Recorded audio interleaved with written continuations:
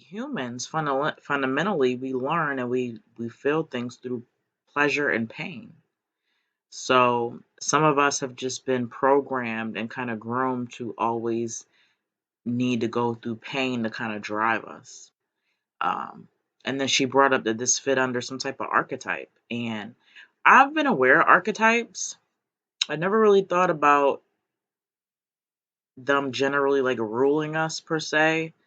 But I'm aware of archetypes that are presented to us in um, religion and mythology and different spiritual practices.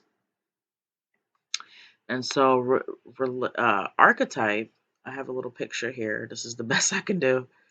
I'm going to show you guys a picture. All right. So, this is a little picture that I found. And as you can see here, we've got 1, 2, 3, 4, 5, 6, 7, 8, 9, 10, 11, 12 circles. Okay. Which is for a reason why there's 12. And then we've got the ruler, creator, innocent, sage, explorer, revolutionary, magician, hero, lover, jester, every person, caregiver. Okay. And so I'm going to read to you. I went to Bing because I don't want to tell you. Well, I'm going to expound on what an archetype is, but I need a definition. Where's my definition? Archetype. Got this from Bing.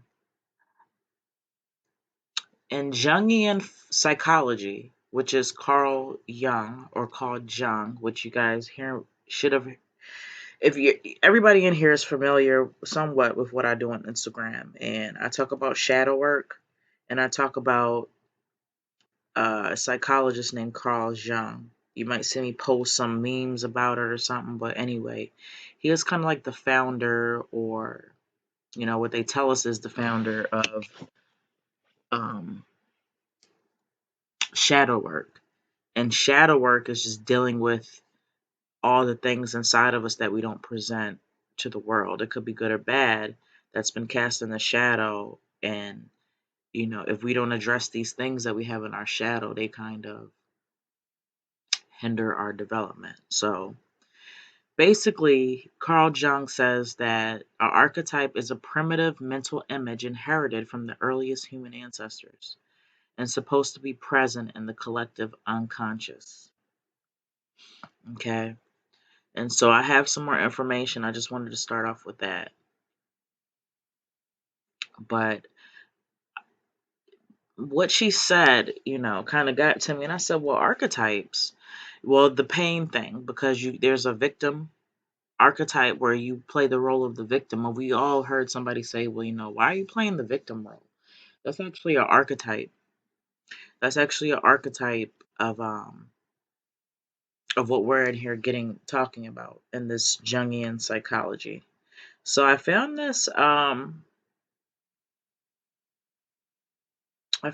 website, and it's called Carolyn Miss. Um, let's read about her. What does she do? She's a 5-time New York Times bestselling author and internationally renowned speaker in the fields of human consciousness, spirituality, and mysticism, health, energy, medicine, and the science of medical intuition.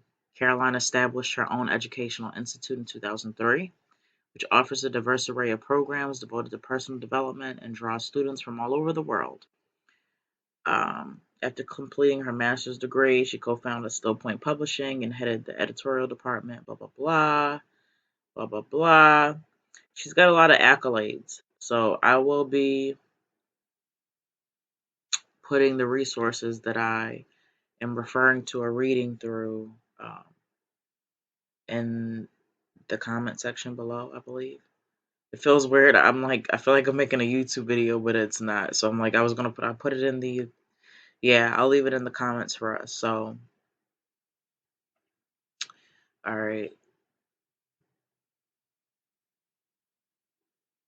And so she's done a lot of study on spiritual work. She's got degrees in the shit. She's got a school that she's created. So she's got accolades as far as for what she's talking about. And so I'm gonna read a little bit. Have you ever wondered what your mission in life is supposed to be? You probably know people who seem to have had their entire life mapped out from the day they were born. You may have envied their sure sense of what they were born to do, their work, career, marriage, and personal goals. And yet you've probably also wondered whether that was really all there was to it. So have I.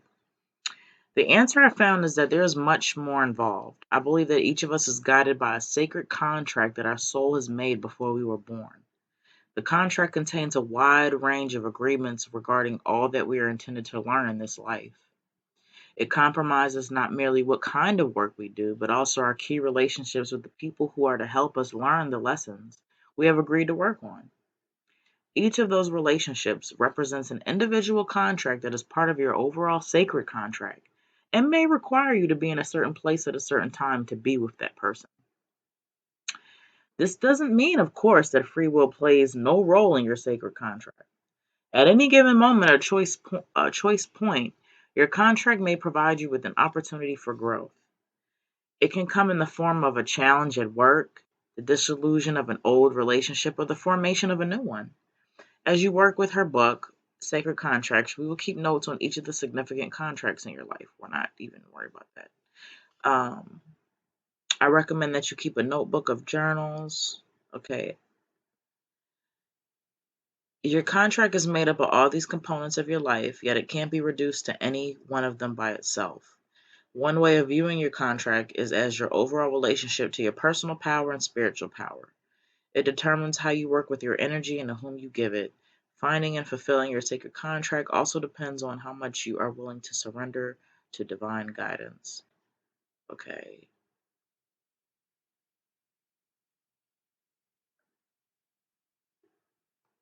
I have no idea what this has to do with.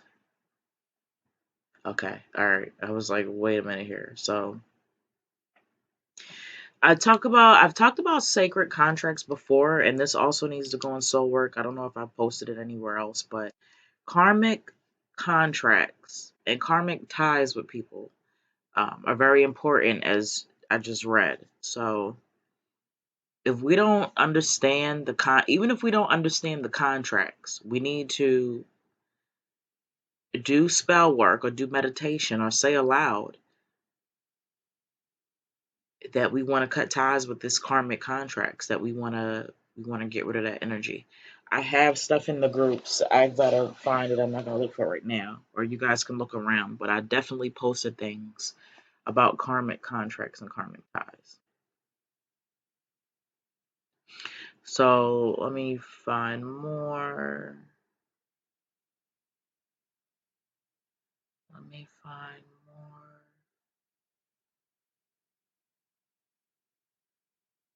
All right. To help you understand and fulfill the terms of your sacred contract, you have been encoded with a set of 12 primary archetypes. Four of these are universal archetypes of survival: the child, the victim, the prostitute, and the saboteur. The other eight are drawn from the vast storehouse of archetypes dating back to the dawn of human history.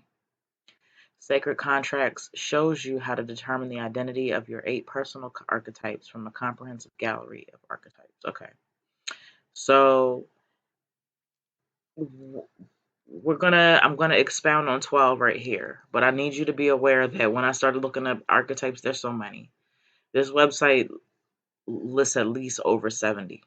Okay, but we need, as I stated, there's four for survival, which I'm getting ready to expound on, and then the other eight make up the rest of the archetypes. And so it's interesting that the number is 12 because that number coincides with 12 zodiac signs, which I'm going to get into later in the video.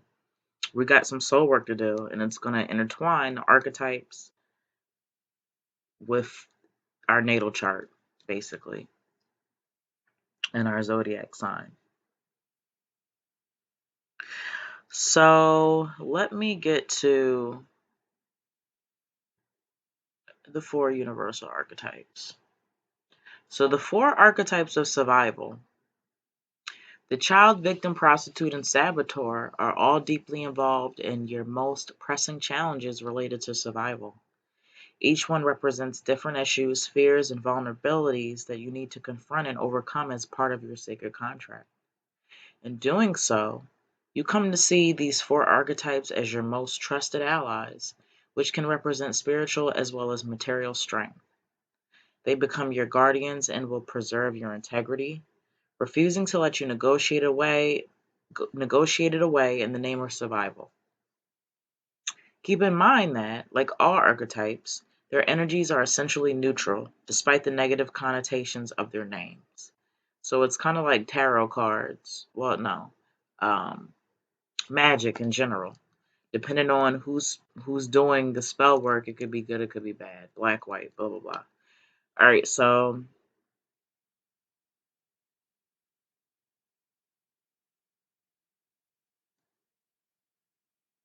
the outline of your sacred contract may have been agreed on before your birth. Yet the way in which you respond to the challenges presented to you and how you choose to interact with the people with whom you have contracts is fully up to you. If your choices are made unconsciously and you act defensively and fearfully, you may not learn and grow as you should. The more conscious you can remain about the archetypal patterns influencing your behavior, the more likely that your choices and lessons will be positive.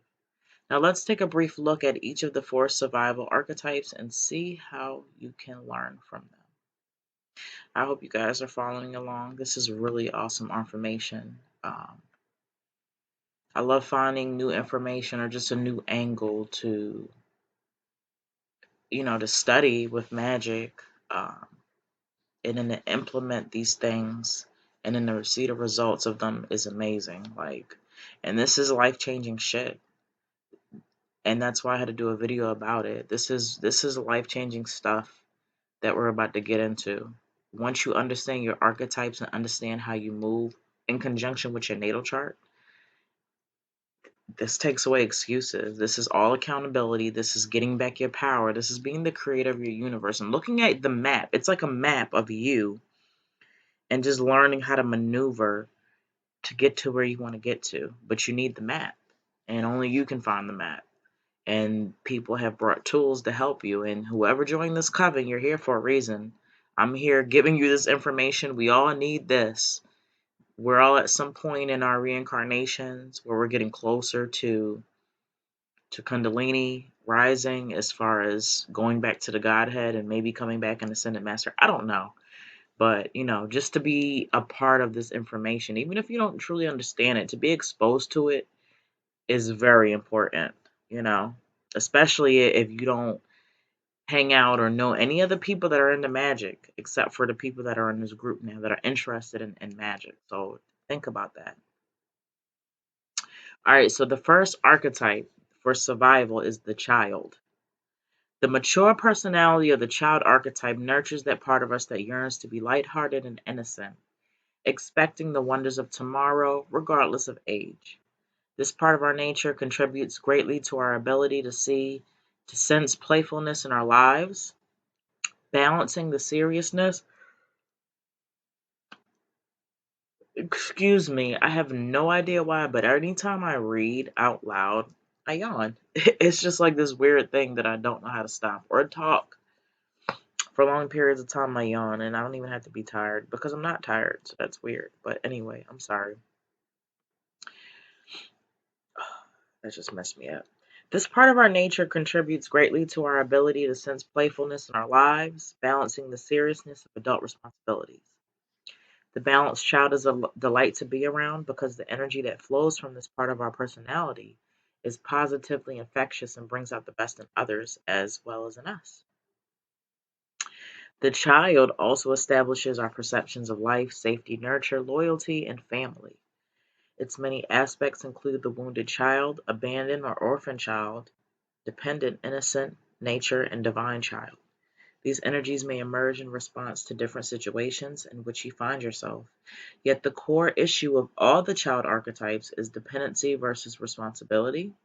When to take responsibility, when to have a healthy dependency, when to stand up to the group, and when to embrace communal life.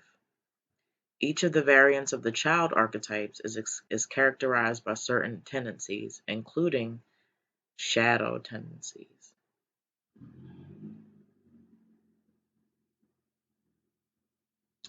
And so there's different, I'm not going to go too much into, I'll just read a little bit of the different kind of child archetypes. So we have the wounded child. It holds the memories of abuse, neglect, and other traumas that we've endured. This pattern is the most that people can relate to. It's become the focus of therapy since the 60s, the wounded child. The shadow aspect may manifest as an abiding sense of self pity, a tendency to blame our parents for any current shortcomings and to resist moving on through forgiveness. It may also lead us to seek out parental figures in all difficult situations rather than relying on our own resourcefulness. All of us have dealt with the wounded child archetype and are still dealing with it now. It's very important. Orphan. From Little Orphan Annie to Cinderella, the orphan child in most well known children's stories reflects the lives of people who feel from birth as if they are not part of their family, including the family psyche or tribal spirit. Because orphans are not allowed into the family circle, they have to develop independence early on. The absence of family influences attitudes and traditions, inspire or compels the orphan child to construct their inner reality based on personal judgment and experience. The shadow aspect manifests when orphans never recover from feelings of abandonment, and the scar tissue from family rejection stifles their maturation, often causing them to seek surrogate family structures to experience tribal union. Therapeutic support groups become shadow tribes or families for an orphan child who knows deep down that healing these wounds require moving on to adulthood. For that reason, establishing mature relationships remains a challenge. And if we really want to expound on that, the coven, this talks about, being rejected or not feeling a part of, so you recreate a tribal union with other people, and that's basically what we've done.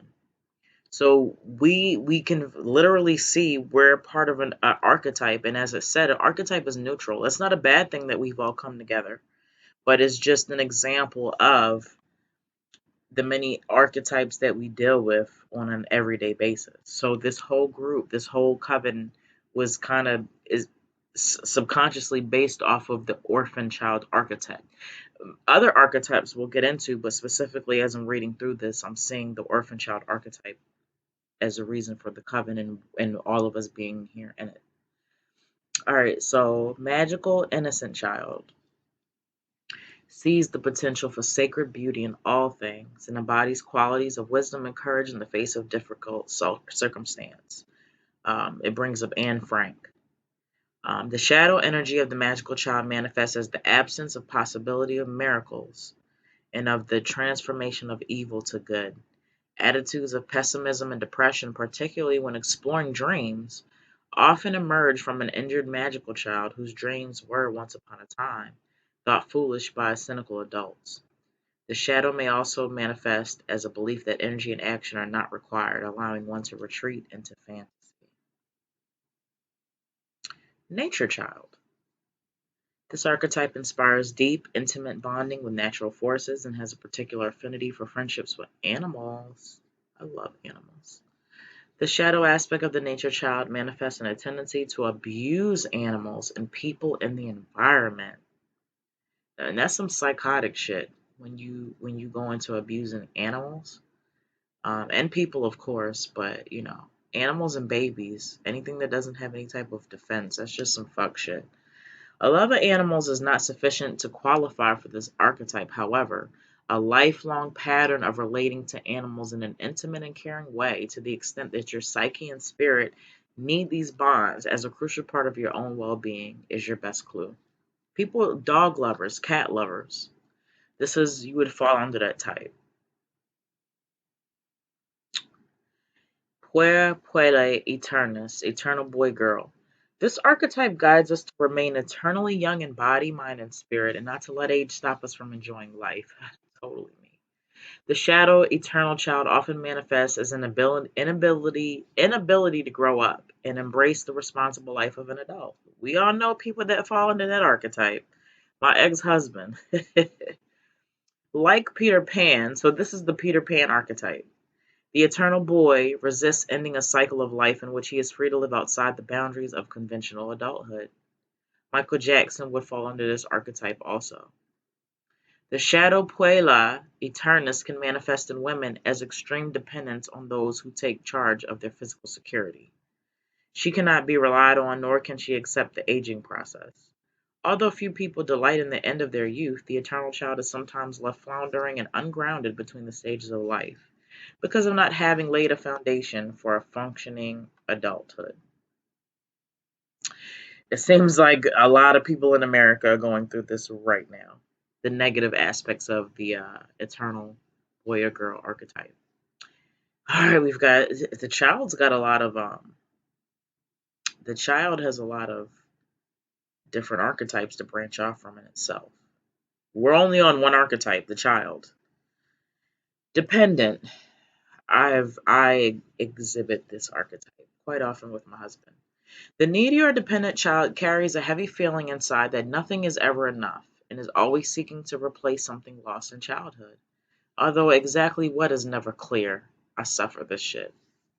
As with the wounded child, this leads to bouts of depression, only more severe. The dependent child tends to be focused on his own needs, often unable to see the needs of others. As with all apparently negative archetypes, you can learn to recognize its emergence and use it as a guide to alert you when you are in danger of falling into needy, self absorbed attitudes and behavior. And I do. All right, the last archetype, sub archetype for the child. The divine child. It's closely related to both the innocent and the magical child, but is distinguished from them by its redemptive mission. It is associated with innocence, purity, and redemption, godlike qualities that suggest that the child enjoys a special union with the divine itself. Few people are inclined to choose the divine child as their dominant child archetype, however, because they have a difficulty acknowledging that they could live continually in divine innocence. And yet, divinity is also a reference point of your inner spirit that you can turn to when you are in a conscious process of choice. You may also assume that anything divine cannot have a shadow aspect, but that's not realistic. The shadow of this archetype manifests as inability to defend itself against negative forces. Even the mythic gods and most spiritual masters, including Jesus, who is the template of the divine child for the Christian tradition, simultaneously expressed anger and divine strength when confronting those who claim to have represent heaven, while manifesting injustice, arrogance, or other negative qualities. Think of Jesus' wrath at the money changers in the temple. Assess your involvement with this archetype by asking whether you see life through the eyes of a benevolent, trusting God or goddess, or whether you tend to respond initially with fear of being hurt or with a desire to hurt others first. That's deep. All right, finally, we get into the second archetype, the victim. Don't be misled by the name of this archetype. When properly recognized, the victim can alert you to the possibility that you are about to let yourself be victimized, whether through passivity or inappropriate actions. It can also help you recognize your own tendency to victimize others for personal gain. We need to develop this clarity of insight, however, and that means learning the nature and intensity of the victim within. In its shadow manifestation, the victim tells you that you are always taken advantage of and it's never your fault. We may like to play the victim at times because of the positive feedback we get in the form of sympathy or pity. Our goal is always to learn how to recognize these inappropriate attitudes in ourselves or others and to act accordingly. We are not meant to be victimized in life, but to learn how to handle challenges and outrun our fears. In establishing contact with your own inner victim, ask yourself, do I blame others for the circumstances of my life? Do I spend time in the pit of self pity? Do I envy others who always seem to get what they want out of life? I go through that sometimes. I'm not even going to lie. That's the main question that I used to ask myself that I'm still working to work through. Do I envy others who always seem to get what they want out of life? And I think a lot of us have had that feeling before. If we hadn't, I don't even believe you. Do I feel victimized by others when situations don't work out the way I wanted them to work out? And do I tend to feel more powerless than powerful? And I've been there too. Learning to understand your power and learning to understand that you are the creator of your own universe and, you control your destiny It's fearful for some people to actually, understand that responsibility. Next, we have the saboteur. This may be the most difficult of all the archetypes to understand because its name is associated with betrayal. Yet the purpose of this archetype is not to sabotage you, but to help you learn the many ways in which you undermine yourself. How often do you set new plans in motion only to end up standing in your own way because of the fears that undermine those optimistic plans? Or you begin a new relationship and then destroy it because you begin to imagine a painful outcome. You begin a working relationship with another person and find yourself once again in a powerful struggle that could be settled peacefully, but you fall into the same destructive pattern because you fear the other person. The saboteur's fears and issues are all related to low self esteem that cause you to make choices that block your own empowerment and success. As with the victim and prostitute, you need to face this powerful archetype that we all possess and make it an ally. When you do, you will find that it calls your attention to situations in which you are in danger of being sabotaged or of sabotaging yourself. And once you're comfortable with the saboteur, you learn to hear and heed these warnings, saving yourself untold grief from making the same mistakes over and over again. Ignore it, and the shadow servitor will manifest in the form of self destructive behavior or the desire to undermine other people. To learn how to become aware of the action of the servitor within, ask yourself these questions. What fears have the most authority over me? List three. What happens when a fear overtakes me? Does it make me silent? Do I allow people to speak for me? Do I agree to some things out of fear that I otherwise would not agree to? Have I let creative opportunities pass me by?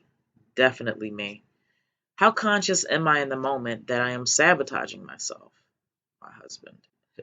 Am I able to recognize the saboteur in others?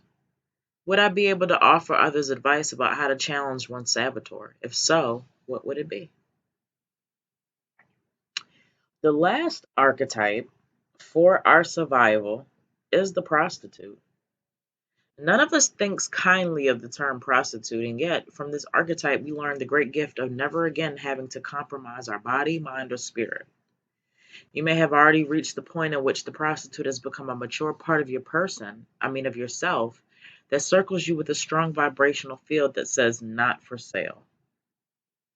The prostitute archetype engages lessons in the sale of negotiation of one's integrity or spirit due to fears of physical survival or for financial gain. It activates the aspects of the unconscious that are related to seduction and control, whereby you are as capable of buying a controlling interest in another person as you are of selling your own power. Prostitution should be understood as the selling or selling out of your talents, ideas, and any other expressions of the self. The core learning of the prostitute relates to the need to birth and refine self esteem and self respect. And so this archetype kicks in when we've been presented with people trying to win us over. It could be your boss trying to manipulate you and maybe buying you dinner or giving you something to kind of snitch or tell on your peers. Um, it could be flat out somebody if flat out propositioning you for sex if we want to take it literal. But there's other ways to sell out. Look at the music industry. The music industry runs completely on the prostitution archetype. They literally make these people sell their souls, as the term that we use, um, to give them money to have beauty, fame, in the life. They've got to go through the shadow side of the prostitution archetype. And a lot of celebrities, the majority of the celebrities, are okay with it. They accept it. And then we have the few that kind of get out of the limelight and leave Hollywood because they're not they're not going to patronize, or that's not the word I'm looking for. They're not going to compromise their prostitute archetype. So that's interesting. All right. The prostitute archetype, oh no, I already read that. We prostitute ourselves when we sell our bodies or minds for money or when we compromise our morals and ethics for financial gain. That may include remaining in a marriage or job that endangers our well being for reasons of financial security. And I literally did that in my last marriage. I mean, not my last marriage, my last relationship. And in identifying this archetype, ask yourself, have I ever sold out to people or organizations that I did not truly believe in? Have I ever remained in a situation that offered me financial protection because of a desire for financial security? Have I ever put another person in the position of compromising him or herself in order to gain power over that individual? Have I ever bought another person's loyalty, support, or even silence in order to have my own way? And from another perspective, have I ever offered to help another who was weakened by his or her prostitute archetype? Do I judge others because they find themselves continually compromising themselves? I judge my mom, y'all. I do. I judge my mom. I feel so bad. Right now, she's in a very negative place in her prostitute archetype. I feel bad for judging her. Oh my God. Do I think of them as weak and myself as a better person? Yes. In relation to my mom. She's got a situation with her husband I really don't want to get into, but she's left him like at least 4 times in the last 6 months, and I've literally called her weak. And I've judged her for her inability to stay away. Kind of feel bad right now. But these are why these questions need to be asked so that you can become aware. I love my mom to death, but I feel like because she's my mom, like, what are you doing? You taught me to a certain degree how to be a woman, and so I need to reevaluate me being judgmental. Deep. Um, and from yet another perspective, have I ever felt myself being pulled into a circumstance that would require me to sell out my ethics, but then found myself strong enough to say no? Deep. Once you have answered these questions, you may proceed to determining the rest of the 12 archetypes that make up your personal support team. Okay, so those were the 4 fundamental archetypes of survival. Okay, and so it mentioned that there were 12 altogether. Am I going to read all 12? Yeah, my mouth is dry as hell from just reading them 4. I will list them briefly. Let's find them though. All right, there's 70. Okay, oh my God, come on, wait a minute. Overload here. Oh my God, hold on. Sacred contracts. And the Jay-Z song was on. And the Jay-Z song was on. I don't know why I have that stuck in my head.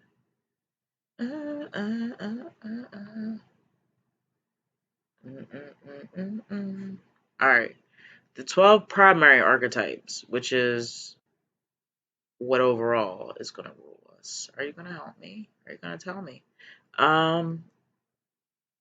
To help you understand and fulfill the terms of your sacred contract, you've been encoded with 12 primary archetypes. 4 of these are universal archetypes related to survival. We just went over those: child, victim, prostum, and saboteur. We all have these because they are vital to our growth and functioning as adults. The other 8 are drawn from the vast storehouse of archetypes dating back to the dawn of human history. They play valuable roles that relate to our work or relationship with individuals and society, as well to our spirituality, finance, values, and our highest potential. So I think that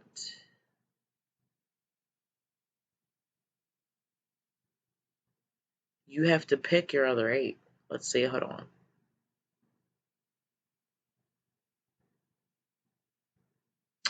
Awareness of archetypes date back to at least the time of Plato, who called them forms. So we know if Plato understood or had knowledge of that, then you know that the knowledge has always been there because this information that Plato received, he got from the ancient mysteries of Egypt and further back.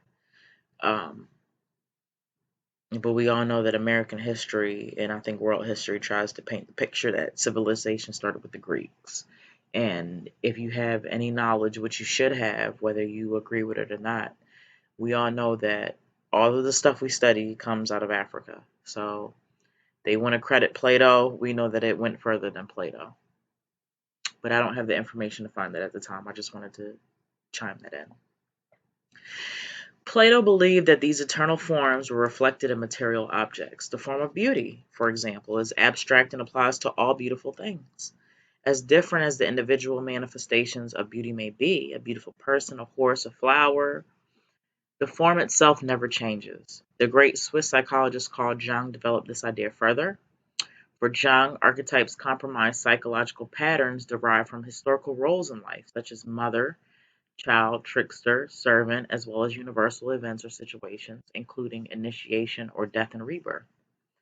Along with our individual personal unconscious, which is unique to each of us, Jung asserted there exists a second psychic system of a collective universal and impersonal nature that is identical in all individuals. This collective unconscious, he believed, was inherited rather than developed and was composed mainly of archetypes. Although archetypes are impersonal patterns of influence that are both ancient and universal, they become personalized when they are a part of your individual psyche. Since your sacred contract is embodied in a support system of 12 archetypes, it is best to think of them as intimate companions. They provide the foundation for your personality, drives, feelings, beliefs, motivations, and actions. But archetypes are not passive entities floating around in the psyche like old family portraits hanging in a dusty corridor of your ancestral castle.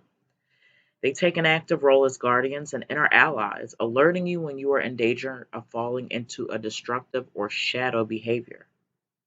The saboteur, for instance, warns you when you are in a situation in which you tend to sabotage your own best interests. Once you learn to recognize such a pattern, instead of ignoring it or denying its presence, it becomes your friend and can help you avoid selling out. Shadow. All archetypes have shadow manifestations as well as positive aspects. The shadow has power precisely because it remains in the dark. We tend to deny its presence in us because we consider it unacceptable.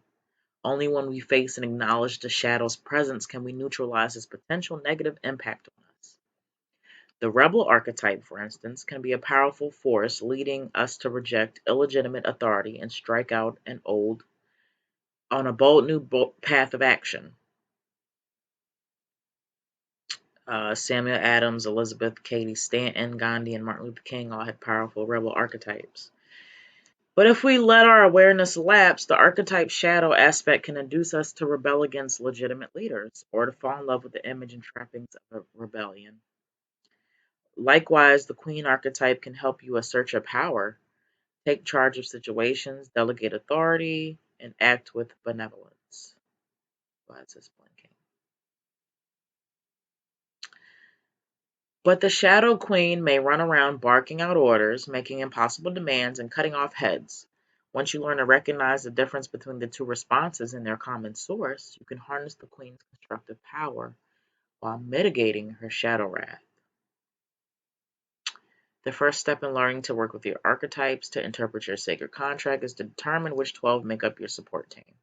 And so this is the part that I wanted to get to. That is going to be our soul work. Okay, so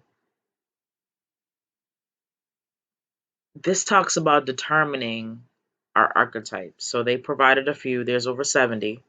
All right, in Sacred Contracts, I provide an extensive series of questions to help you determine which archetypes are part of your intimate support group. Here I'll provide you with a few basic questions that you can use to begin determining which of the many archetypal patterns may be connected with you. And so I'm going to read a few of the archetypes. We've got actor, addict, alchemist, anarchist, artist, avenger, caregiver, bureaucrat, beggar, bully, child, clown, companion, coward, craft person, crone, crook, damsel, detective, dictator, dilettante, diplomat, disciple, diva, dreamer, eternal, boy, girl, evangelist, fool, gala, gambler, healer, herlat, hermit, magician, martyr, masochist, Olympian, nun, networker, patriarch, poet, prostitute, puppet, redeemer, robot, sadist, scholar, seeker, seer, shaman, settler, servant, sidekick, slave, student, spoiler, shaman, storyteller, teacher, thief, tramp, trickster, tyrant, vampire, victim, visionary, warrior, witch, wizard, zombie. And so there's a detailed description of over 70 archetypes, including most of these above. So it gives a description of each of the archetypes that I listed here, and I'm going to, like I said, put that up there. And so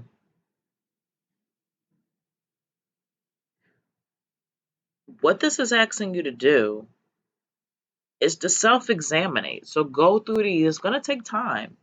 You've got to read the description of each archetype if you're not aware. Now, you've got 12. So we already know that 4 are picked out for us because we need them for survival. So after you've read and studied all of the 70 or however many you want to study, you're going to select 8 of them that you feel like you've identified the most with in your life currently so far. Okay? And that's going to be, and so there are questions to ask. What events or personal characteristics led me to choose this archetype? How long has this archetypal pattern been a part of my life? What role has it played for me?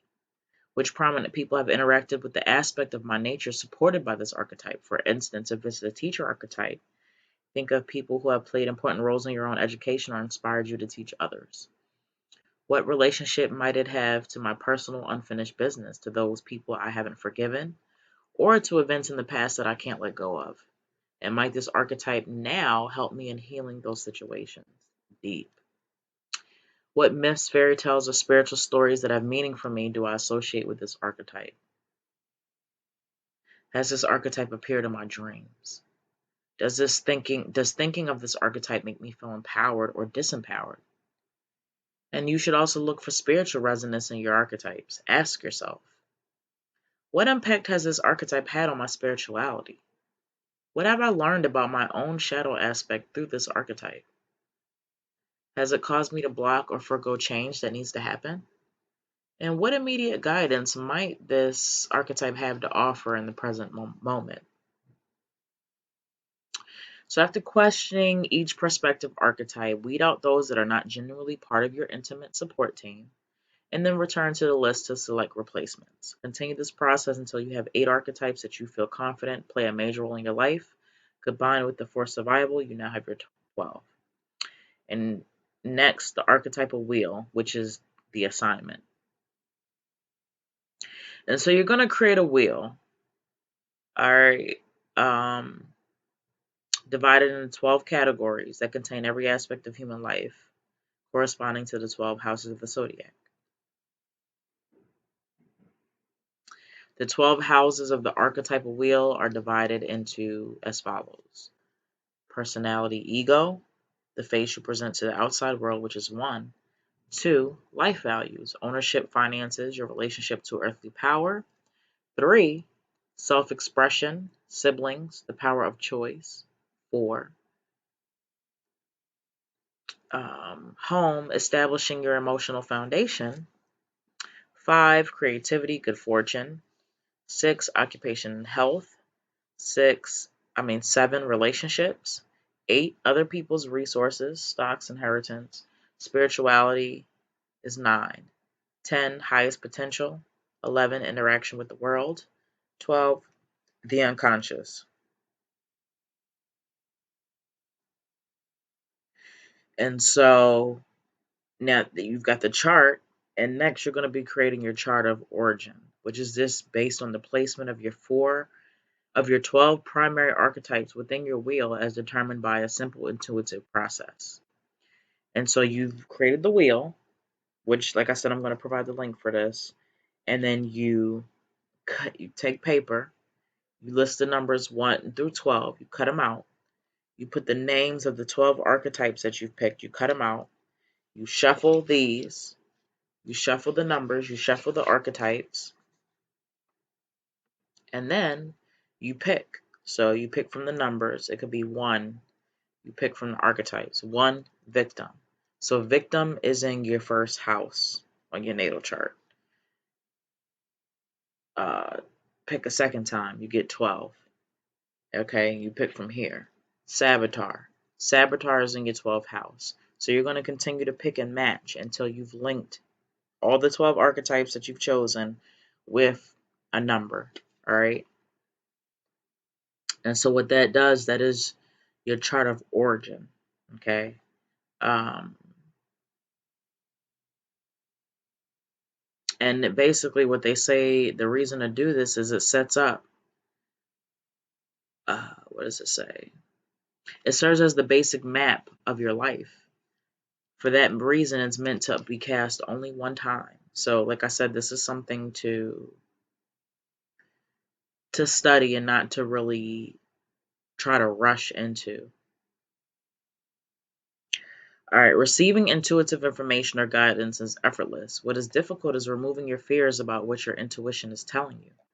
Holding an open mind will allow your archetypal patterns to assume their most natural positions in your chart. All right, that's when you're picking. All right, so, and it talks about clearing your mind. It talks about the 4 steps to doing it, which I pretty much, you'll see. Um, and now we got something called a working chart.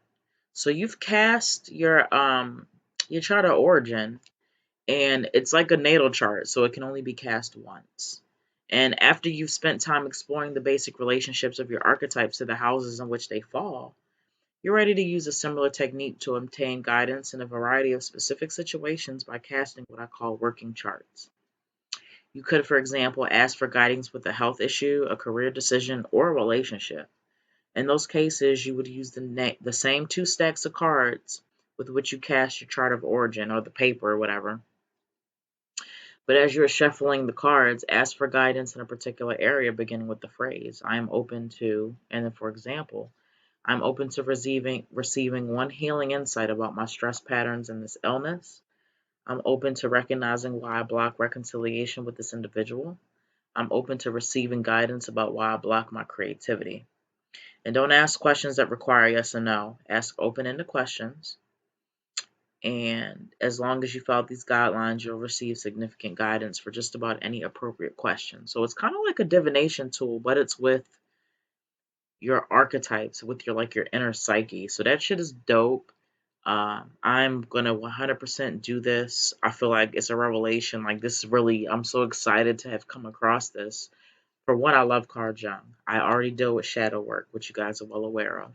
Um, and we've been working on our natal charts, like I've explained earlier. I have my natal chart. Looking at it, I am aware. I don't memorize, but I'm aware when I look at each house what zodiac sign is in what house, what planet is in what house, and I am aware of what the planets, um, what they represent. So these are things that you're going to have work. This is what I talked about, the working knowledge. And so with the knowledge, so you have your zodiac signs, and then you have what each planet represents in your house, and now you have a chart of origin as far as archetypes and understanding how this archetype can relate to this planet, which is in this house.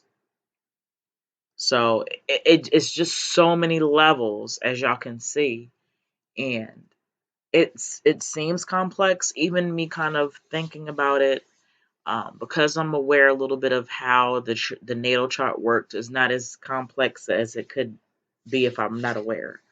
So it's levels to this shit, to breaking through your spiritual development and spiritual analysis. So I had to go through this. I couldn't just put this information into a fucking post and not explain it, because it would not have resonated. I've been talking for over an hour. And this is exclusive information for level 2 members. This is not going on YouTube. This video, I'll put something out brief, but it's not for level 1 members either. So you guys get the full breakdown of this information. I hope you find it well. I hope that you guys really seriously are doing the assignments that are in the soul work. Like I said, there's no order, there's no time frame, but just, I hope that you guys are utilizing this information. I'm not looking this up for myself. If I was looking it up for myself, I wouldn't share it. So this is the point of this. I don't know everything. I want you guys to know that I don't know everything, but what I do know and what's been working for me, I want to share that. If you guys have anything that you can share, by all means share. We all learn from each other. Um, I don't know everything. I don't follow any religious practices. I throw all types of shit together because I'm a chaos magician. So I get a lot of people that come to me about learning Ifa and African spirituality, and I'm like, y'all just don't, just because I'm spiritual, esoteric doesn't mean that I'm all the way into African spirituality. I'm into everything. So I've been talking for too long. This is our soul work. Understanding archetypes and making them allies is going to help us in our spiritual development. It's going to help us in our self development as a person, as an adult, and as a human being. That's why this is very important information. So, all right, and I will talk to you all later. I love you so much, my Coven family, brothers and sisters. You guys are awesome, and have a good day.